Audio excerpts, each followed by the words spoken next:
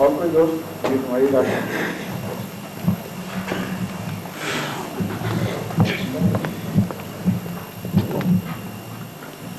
ایک سوال جو ہمارے غیر جماعت دوست کیا کرتے ہیں عام طور پہ وہ یہ ہے کہ مسیح موعود یا اس زمانے کے جو مہدی ہیں ان کا تعلق آخری زمانہ سے مختص کر دیا گیا ہے. اس کا کیا قطعی ثبوت ہے کہ یہ آخری زمانہ ہے یا اس زمانے میں جب بانی سلسلہ احمدیہ نے مسیح موعود ہونے کا دعویٰ کیا وہ آخری زمانہ ہے؟ آخری زمانہ تو ایک اصطلاح ہے مذہبی جسے دراصل لیٹر ڈیز انگریزی میں اس کی کشمیریت کی ہیں اور اکثر مذاہب میں یہ محاورہ ملتا ہے. ہندوؤں میں بھی حضرت کرشن کی پیشگوئی ہے کل یگ میں جبکہ زمانہ آخر پہ جب زمانہ خراب ہو جائے گا. حضرت بدھ نے بھی پیشگوئی کی ہے اپنے دوبارہ آنے کی.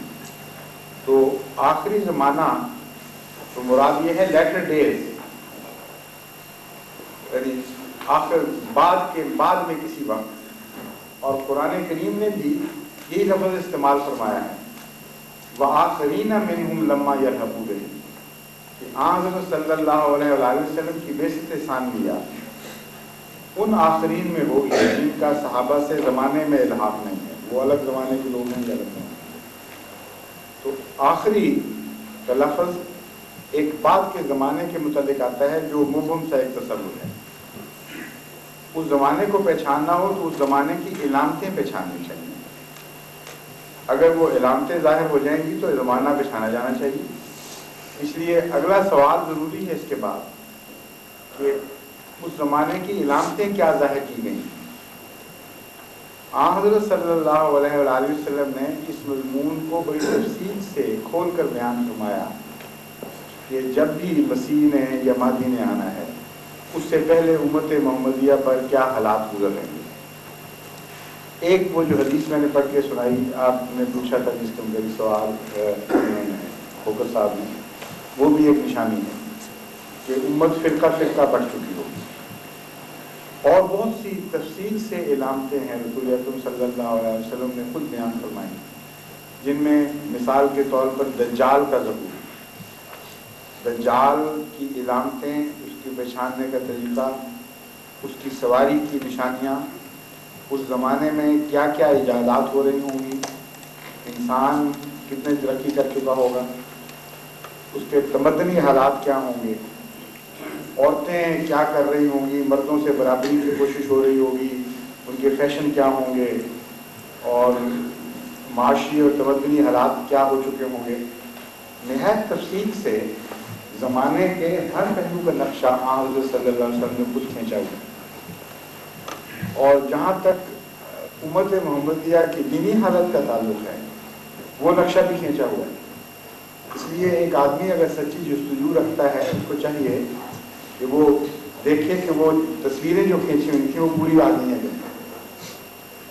مثلا یہ جو امت محمدیہ کے اندر اختلافات اور لوگوں کا حال کیا ہوگا, علماء کیسے ہوں گے, اس کے متعلق ایک حدیث ہے جسے جو موجودہ علماء ہیں وہ اگرچہ ان کے خلاف ہی ہے لیکن ماننا پڑتا ہے ان کو کہ ہاں یہ حدیث موجود ہے اور سچی ہے. رسول اللہ علیہ وسلم نے فرمایا سیاتی علی الناس زمان لا یبقى من الاسلام الا اسمه ولا يبقى من القرآن الا رسمه مساجدهم عامرة وهي خراب من الهدى علماؤهم شر من تحت هذه السماء.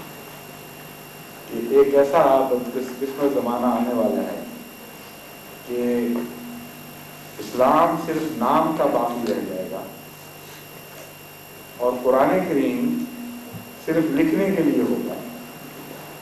مسجدیں بظاہر آباد بھی ہوں گی لیکن ہدایت سے خالی ہوں گی, اور علماء اس وقت کے علماء شرهم من تحت هذه السماء آسمان کے نیچے بدترین مخلوق ہیں, سب سے زیادہ شریر مخلوق ہیں. یہ ایک پیشگوئی ہے. اور اسی طرح 72 فرقوں میں بٹنا اور دینی حالت خراب ہونا. ایک اور حدیث میں آتا ہے کہ میری امت میں آخر پر آ کر مسلمان جو ہیں آخری دور میں وہ اس طرح یہود کے مشابہ ہو جائیں گے جس طرح ایک جوتی دوسری جوتی کے مشابہ ہوگی. اور جوتی انگریزی بوٹ مراد نہیں بلکہ دیسی جوتی، اس میں دائیں بائیں پاؤں کا فرق نہیں ہوتا، آپ جس پاؤں میں ڈال دیں وہ وہی پاؤں بن جاتا ہے. اس کی مثال دی ہے نالین.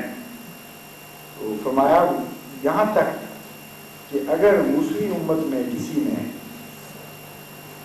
اس ایسی بے حیائی کی کہ اپنی ماں سے بھی بے حیائی، تو اس امت میں بھی ایسے لوگ پیدا ہو جائیں گے جو یہ بے حیائی کریں گے.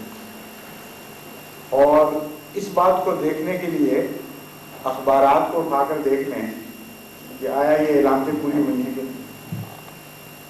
مسجدیں ہدایت سے خالی ہوں گی. اس کا کیا مطلب ہے؟ نمازیں پڑھی جائیں گی، وہ تو پڑھی جا رہی ہیں.